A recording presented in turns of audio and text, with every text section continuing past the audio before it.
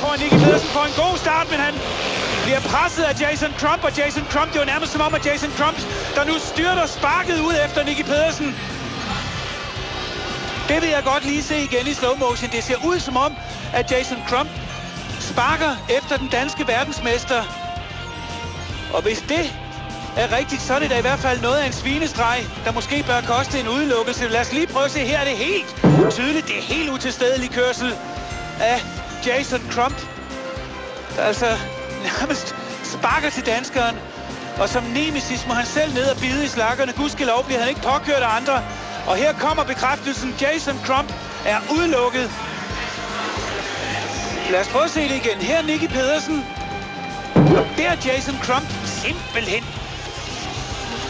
Der er lidt at snakke om på jubelmøder. Igen Crump banker ind i Nicky Pedersen, men må selv ned og ligge. Og det er kun med nød og næppe, at Hans Andersen undgår at påkøre Jason Crump. Grov opførsel af den ildre. Vi får det fra kamera bagved. Læg nu mærke til Jason Crump. Der sparker han ind i danskeren. Han har jo før